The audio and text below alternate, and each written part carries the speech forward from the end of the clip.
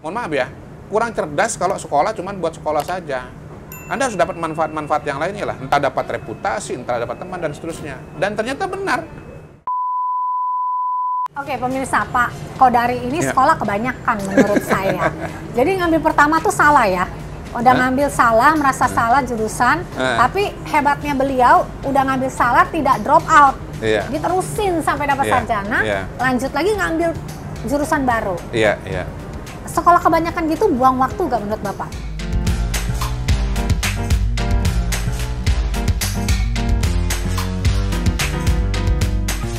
Kembali sebetulnya kepada orangnya ya. Dia pertama hobi atau tidak gitu ya. Kemudian profesinya apa. Kalau orang seperti saya, sekolah itu adalah suatu dalam tanda kutip yang memang diperlukan. Karena saya bergerak di bidang riset, orang undang saya seminar misalnya, Bapak Dr. M. Kodari gitu. Kalau nggak dokter beneran, nggak enak kan gitu. Nah yang kedua, memang saya percaya bahwa dengan sekolah kita mencari ilmu. Karena itulah kemudian ya saya S1, S2, S3 begitu. Ada orang mungkin yang merasa ya saya nggak memerlukan S2 atau S3 begitu. Saya orientasinya kerjaan lapangan aja lah. Saya butuhnya es krim. Iya, es krim. Jadi kembali kepada masing-masing orang. Misalnya Pak Tito Karnavian, ya dia memang punya ketertarikan ke bidang akademik.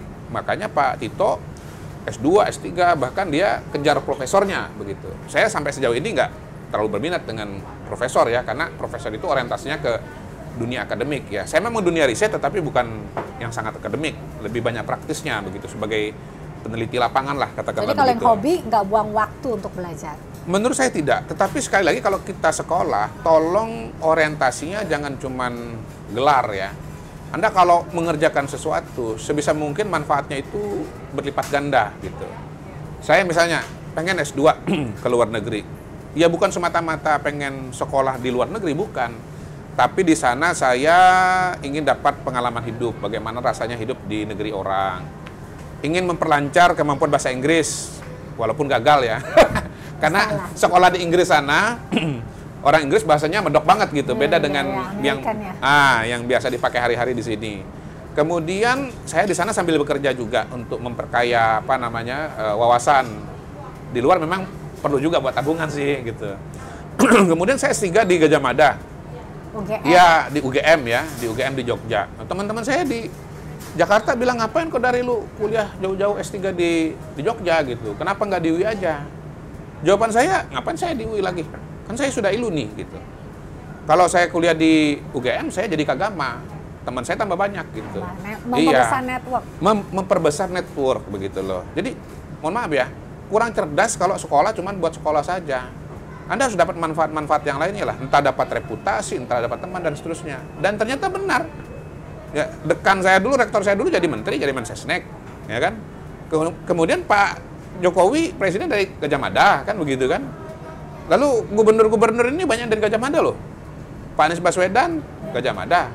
Pak Ganjar Pranowo, Gajah Mada gitu. Jadi Gajah Mada itu banyak berhasil dalam politik. Karena itu saya pernah kasih tips, kalau Pak Prabowo mau jadi presiden, sekolah dulu di Gajah Mada.